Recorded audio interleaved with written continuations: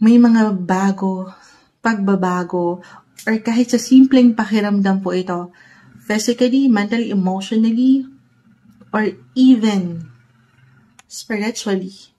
The Death card is here. Parang fresh starts, guys, new beginnings, new opportunity. Parang sasalubungin nyo ngayon pa lang December ang bagong taon. May bagong pag-asa na i-offer sa inyo ang universe. Sa mas practical, hindi nyo kailangan katakutan yan. Isang indikasyon lamang po yan na kayo ay patuloy na nabubuhay.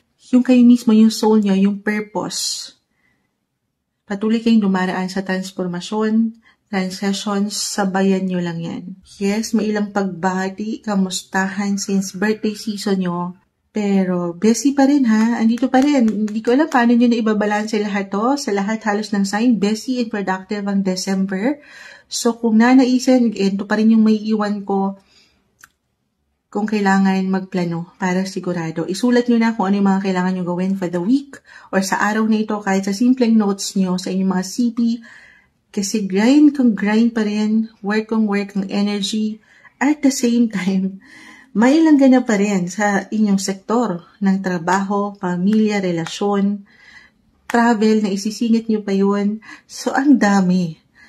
So, take it easy. Marahil umangat si the moon, si the death card. Priority niya rin kayo, ha? Yung kayo.